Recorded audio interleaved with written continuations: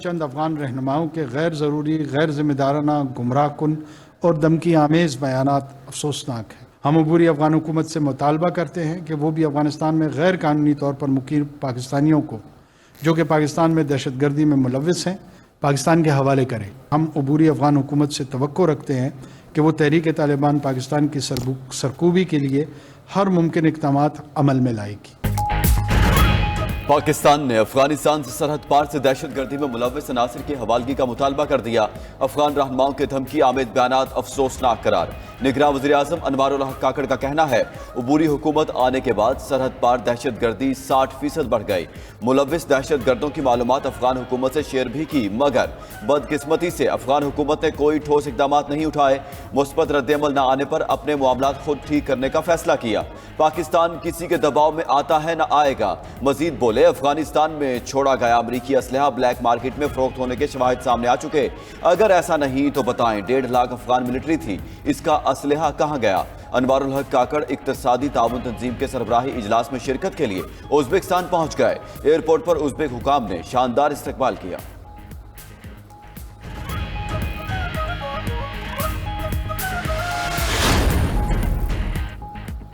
गैर कानूनी तारकीन वतन को वापस भेजना पाकिस्तान का हक है, किसी की मुदाखलत कबूल नहीं करेंगे। वज़ीर आज़म अनवारुल हक काकड़ का दो टोक मौक़िफ़।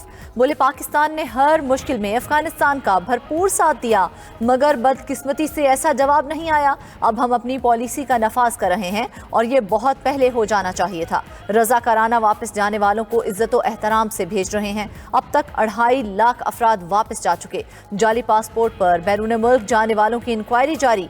बेनामी जायदादों का दहशतगर्दी से गहरा ताल्लुक है। मुल्क में बदअमनी फैलाने में बड़ा किरदार तारकीन वतन का है। अक़वाम मुत्तहिदा भी ये तस्लीम कर चुका। एक सवाल के जवाब पर वज़ीर आज़म ने वाज़ेह किया कि दहशतगर्दी के वाक़यात का इलेक्शन से कोई ताल्लुक नहीं।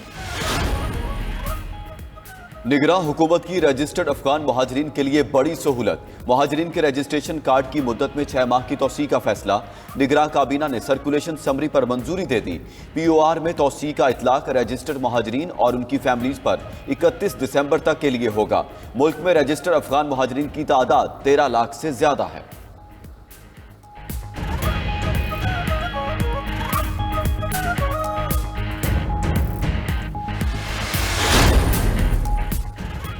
भारतीय एजेंसी रॉ पाकिस्तान में दहशतगर्दी का जिम्मेदार सोशल मीडिया अकाउंट्स मुंह बोलता सबूत बन गए।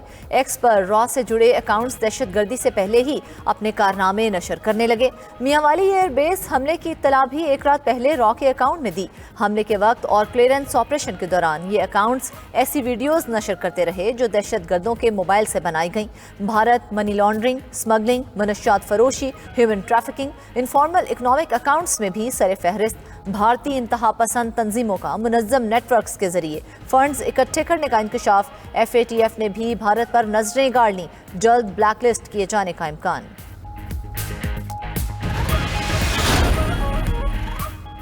नवाज शरीफ की वापसी के बाद नून लीग मुतहरिक, लीगी मरकजी और सूबाई क़ियादत बलूचिस्तान में पार्टी को मुनज़्ज़म करने के लिए कोशा। नवाज शरीफ, शहबाज शरीफ और मरीम नवाज का आइंदा हफ्ते दौरा कोयटा इम्कान।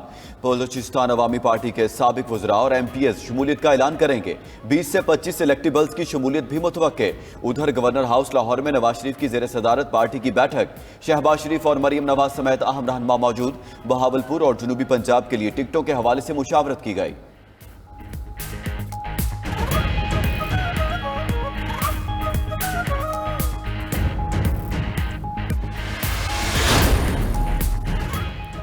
PTI के दौर में पाकिस्तान की तरक्की को फुल स्टॉप लगाया गया। मुल्क में इंतशार फैलाया गया। इसी वजह से उनको आईनी तरीके से निकाला। रहनुमा पीपल्स पार्टी शाजिया मरी का कहना है कि अगर बिलावल भुट्टो मतवातर इलेक्शन का मुतालबा ना करते तो ये तारीख भी ना दी जाती।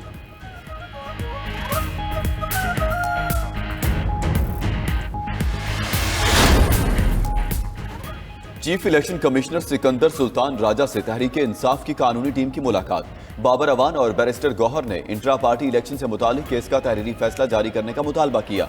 वफ्द ने चीफ इलेक्शन कमिश्नर को इंतखाबी मुहिम में रुकावटों से भी आगाह कर दिया।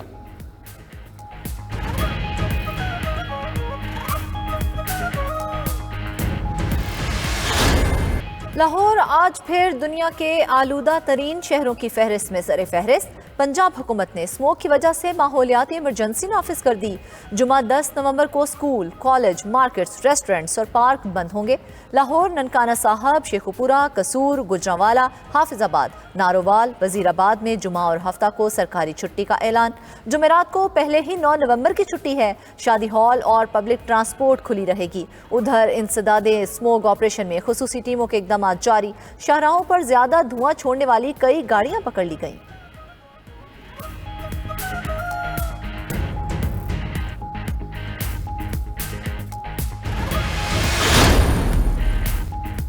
IMF की नई डिमांड, दिसंबर के बाद से टैक्स महसूलात का हजम बढ़ाने का प्लान मांग लिया। टैक्स गुजारों की तादाद बढ़ाने और टैक्स चोरी रोकने का तरीकाकार भी तलब। बैरूनी कर्जों की नवंबर और दिसंबर में अदायगी यकीनी बनाने का मुतालबा। मुश्किलात से निपटने के लिए निजकारी बॉन्ड का मशवरा भी दे दिया। एयरपोर्ट्स की आउटसोर्सिंग का प्लान रवा माह ही तश्कील देने की सिफारिश।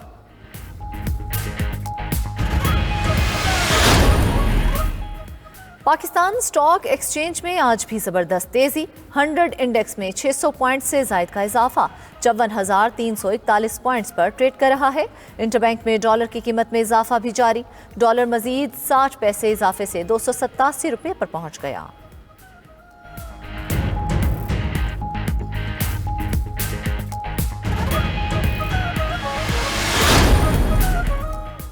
इस्लामाबाद की मुकामी अदालत ने साबिक विफाकी वजीर फवाद चौधरी को लेन देन केस में जुडिशल रिमांड पर जेल भेज दिया। अदालत ने फैसला सुनाते हुए 14 रोजा रिमांड मंजूर कर लिया। दौरान समाअत अदालत ने फवाद चौधरी को मुशावरत की इजाजत दी। अहलिया हिबा चौधरी ने मुकदमात की तफसीलात की दरखास्त कर दी।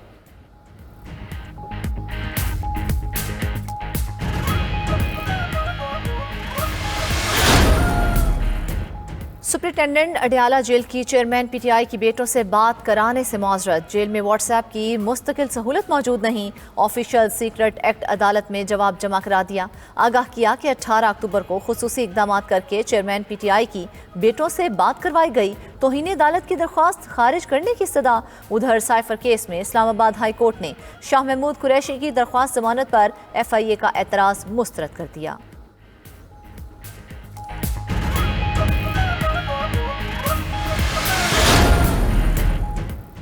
लियारी मेडिकल यूनिवर्सिटी में गैर कानूनी तुकर्रियों का इल्जाम। स्पीकर सिंध असेंबली को हिफाजती जमानत के बाद सरेंडर ना करना महंगा पड़ गया। 10 लाख रुपए का जर जमानत जब्त। अगर सरेंडर नहीं किया तो नताइज भुगतना होंगे। जस्टिस जफर अहमद राजपूत का इंतबाह।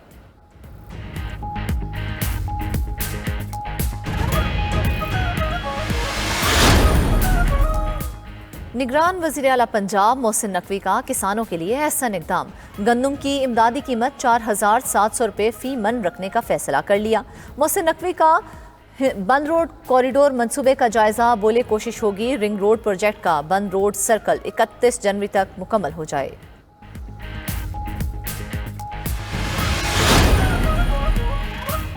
कौमी कप्तान बाबर आजम 951 दिन बाद वनडे की पहली पोजीशन से महरूम। ICC की ताज़ा रैंकिंग में भारतीय ओपनर शुभमन गिल ने टॉप पोजीशन संभाल ली। क्विंटन डी कॉक तीसरे और कोहली चौथे नंबर पर विराजमान। बॉलिंग में भी भारत के मोहम्मद सिराज ने शाहीन आफरीदी से पहली पोजीशन छीन ली। ऑलराउंडर्स में शकीब का पहला नंबर है।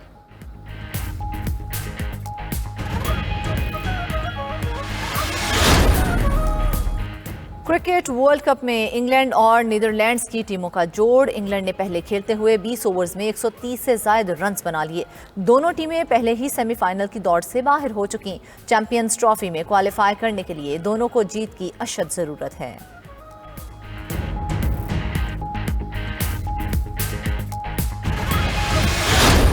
क्रिकेट की तारीख का नाकाबिले फरामोश वन मैन शो। मैक्सवेल ने तन्हा ऑस्ट्रेलिया को अफगानिस्तान के खिलाफ फतह दिलवा दी। 91 रन पर 7 खिलाड़ी आउट होने के बाद मैक्सवेल शो शुरू हुआ। शदीद इंजरी के बावजूद 10 छक्कों और 21 चौकों के साथ 128 गेंदों पर 201 रन बनाए। डबल सेंचुरी बनाने वाले पहले ऑस्ट्रेलियाई बन गए। मैक्सवेल ने अफगानिस्तान को हराकर पाकिस्तान की राह भी हमवार कर दी। मौजूदा और साबिक क्रिकेटर्स और शायकीन मैक्सवेल की तारीखी इनिंग के गर्विदा। बाबर आजम, वसीम अकरम, विराट कोहली, सचिन तेंदुलकर, शुएब अख्तर समेत हर एक ने ऐसी इनिंग्स देखना भी एजाज करार दिया। और शायर, अदीब और फलसफी जॉन एलिया को दुनिया से रुखसत हुए 21 बरस बीत गए। लफ्जी जमालियात और जिंदगी की तलखियों से लबरेज अशार के खालिक मद्दाहों के दिलों में आज भी जिंदा।